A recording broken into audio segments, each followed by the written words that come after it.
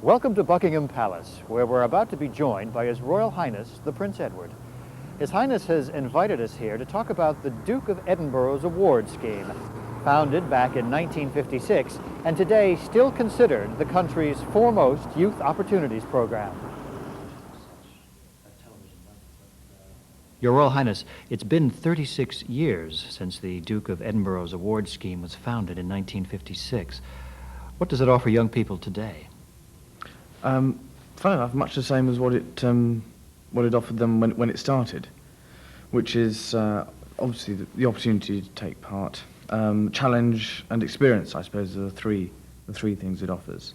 An opportunity to take part in some sort of adventurous activity, to pursue a hobby, learn to help those less fortunate than themselves, and to develop a physical recreation as well.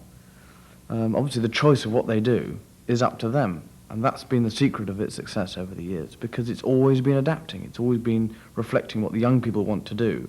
There's nothing imposed, apart from the structure of those 4 sections that they have to complete in order to gain an award. You now have a new project called the Pegasus project. Now, what is that? Well, it's an extension of what the award is already trying to do. And it's ready to try and assist young people between the ages of 16 and 25 to complete their gold Duke of Edinburgh's award overseas. That's not a jolly, but a wonderful opportunity, challenge, and experience in itself. But obviously, the expense of trying to get a young group of people overseas to complete their expedition section or their residential section, which is a sort of social or community service type project, in a foreign country, and all that entails, is quite an expensive undertaking for young people. And so the aim of Pegasus was really very simple, which was to try and make that opportunity available to many more young people. And for that, you approached the international airline industry. It was a great experiment. We had an introductory lunch about 3 years ago. We invited a number of airlines along and introduced them to the award scheme, and the idea of being able to help young people to be able to do complete their award overseas. Their commitment would be, initially, 5 free tickets per year for 3 years. In fact, 24 of the airlines that attended that lunch took up the challenge, became part of Pegasus, and we've tried to share it out a bit so that not every airline gets hit every year.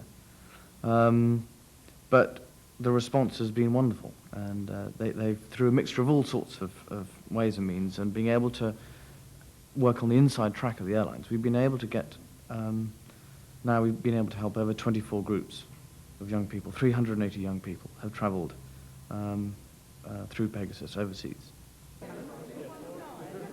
We hold an annual lunch for the Pegasus project, and all the airlines are obviously invited to that, as well as representatives of those groups that have been supported. And that's the really exciting and beneficial bit, because then you actually get the 2 groups together. They actually meet the young people that they've been able to support, and see what they've been doing, and see what the benefits that they've, and the experience that they've learned from it, the benefits they've had from it for themselves. In just straight financial terms, we've saved these young people about £80,000 in the first 2 years, which is a tremendous contribution.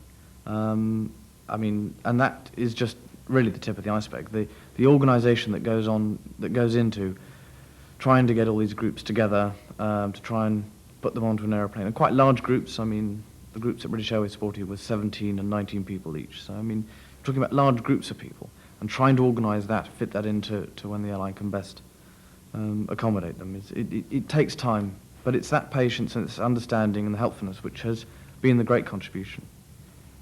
Representatives come along to the lunches and speak very warmly. And it's really encouraging to see how that experience and how that ability to be able to travel overseas and live with another community has really affected their lives. And on a much wider scale, that's really what we're trying to do, is trying to make the world that little bit smaller and bring the worldwide community that little bit closer, and all this really helps.